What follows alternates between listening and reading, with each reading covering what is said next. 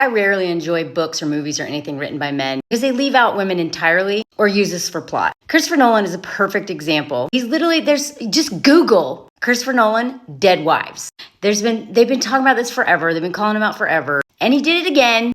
By the way, let me know if you want to hear about my take on Inception. I went back and watched that movie again and I was like, now I kind of hate it. Love it, but I hate it because you can't unsee what you see. So I want to talk another way about the ways that men erase women. Erase women entirely from history.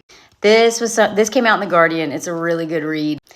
George Orwell, another example of a man that we know the name of, most of us know the name of, when his wife was the one we really should have known the name of. And this is all about how women are erased from history with a passive voice. It's a really brilliant article. Now, before I continue, everything I'm about to say about the way that women are left out, you're going to multiply that by like 100 or 1,000 or 1,000,000 for Black, Indigenous, and other women of color. And of course, we also know that basically rich, white, cishet men run Hollywood, right? They write the history book, they run the country, they do everything. And whoever controls the story and the narrative of the story controls the world. And that's why I can't stand reading men mostly anymore, because they don't care. They don't care.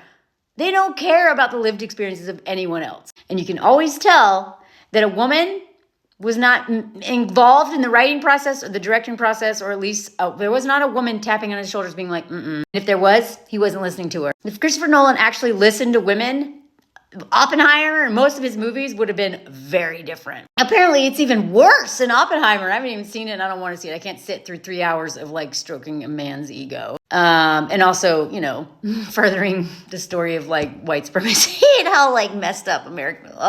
Let's go back to the passive voice. And what's really great about this article from The Guardian is that the woman who wrote it realized that she'd been fooled by historians as well. And so she's kind of discovering this with us and then shares it with us. And just like with Eleanor Roosevelt, I got to do a whole video on her. Let me know, because I want to talk about her.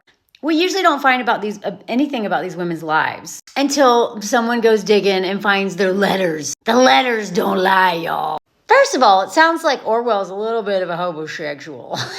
Not really, but it sounds like she, like a lot of women, had more money than him. And instead of going and building her own successful career, she married a dude who literally became the sun that she had to orbit around. In fact, her letters, as soon as she got married, she stopped writing as many letters in general because this man exhausted her. And right out of the gate, just a few weeks into marriage, she's like, we quarreled so continuously and really bitterly. She doesn't even have time to write letters. I thought I'd save time and just write one letter to everyone when the murder or separation had been accomplished. Like, this woman hates marriage 3 weeks in because she realizes right away that she's probably married to a king baby. And so the author of this piece is like, what? What do you mean they were like, why are they arguing? Why does she want to kill him? Even if she's joking, jokes are never really just jokes. And that's when the author started to ask herself, why don't I know who this woman is? Well, first of all, she's trapped in a tiny cottage with this dude, with no running water, look, an outdoor privy, and no electricity either. So that's when this writer starts to realize that all of the biographers of Orwell left his wife out because they used the passive voice. She disappeared because of the passive voice. I mean, it's just a coincidence that his writing got so much better as soon as he got married. Like, apparently there was a big leap in his work quality. And that none of his biographers made any connection to the fact that this man was married to a brilliant woman who also had like a psychology degree or something too. And that the intellectual stimulus that his marriage brought him, no one ever thought about that. Let's look at this. I love this. In their marriage vows, she'd taken the word obey out. She's like, nah. They also worked very closely on Animal Farm together. But guess who was dealing with his correspondence, organizing their social lives, doing all the shopping, most of the cleaning, and also dealing with the garden, his illnesses, the chicken, the goat, and the visitors, and managing her impulses towards or separation when George doesn't want his work interrupted by life. He would even complain bitterly that he actually had to do something and invest anything into this relationship. It wasn't just this woman literally who moved in to like serve him and clean his crap, including his, outside toilet. So then she points out how in his biographies, because I'm sure, men love to tell men's stories, They said that Eileen, helped clean out the latrine as if she's enthusiastically extending some help, right? But the truth is, she did it alone and remembered it all her life. And then this man had the audacity to talk crap about women and, how you learn so much about women and la la la. The only woman he's ever really lived with is his wife. And look, he says up above, he says she is she's incorrigible dirtiness and untidiness. And then the other terrible devouring schmexuality. The woman demanding him more and more and more. And he was pissed that he got tricked into marriage. God forbid his wife not be super tidy and actually want her husband to pay attention to her and have actual schmegs with her. I'm guessing she probably was not just giving it up for selfish schmegs. She's probably the one who's sitting on top rubbing her while it's at. So then the author goes in to talk about all the ways that his wife was erased.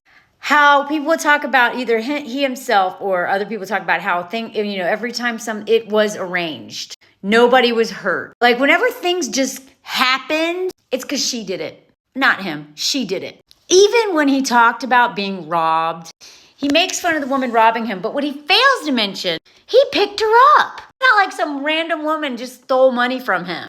It was actually a woman he was having an affair with. He adored her. And then she took his money.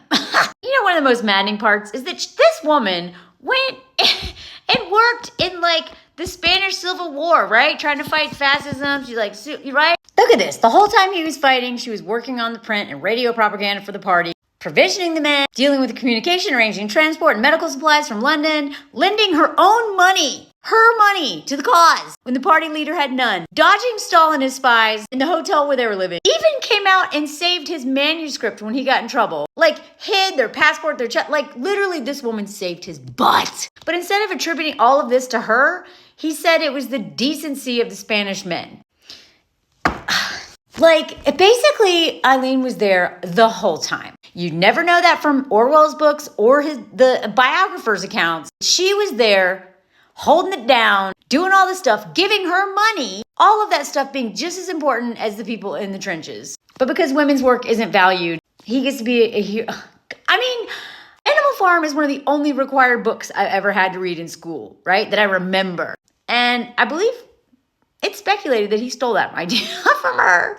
And even in his work, he's my wife, my wife, my wife. Never calls her by her name. This is the woman. And then she basically wraps up this whole thing being look, the whole world seems to run by the whole world runs by the unpaid work of women, the undervalued work of women. Men feel entitled to it. They expect it from us. They demand, they make us do it, and then don't give us any credit. But when they write us out of history entirely, or more importantly, and what I want y'all to pay attention to now, whether it's women or any marginalized group, right? Because we know that white people basically steal everything from black people. Black people especially, black, indigenous, and other people of color, we steal everything. And then we make it our own, we ruin it, and then we repackage it and sell it. But we never give credit where credit's due. Well, men, white men especially, they've been doing that to us for, I don't know, hundreds of years. I don't even know. Patriarchy. Every time you see passive voice, I want you to question it every single time. It's definitely something I've learned since started getting into journalism. The passive voice leaves out the active players. And usually when it comes to women or any marginalized group, the passive voice is used to silence all of our contributions.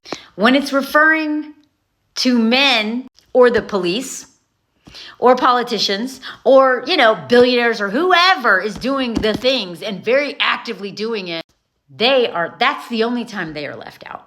Just read any headline. Woman assaulted on the corner. Really? Who did it? Tell me who did it. Anytime a civilian is killed by the police, say it. Say it. Make them active. Because the only time that people in power are passive is when they're doing something wrong. The passive voice, pay attention to it.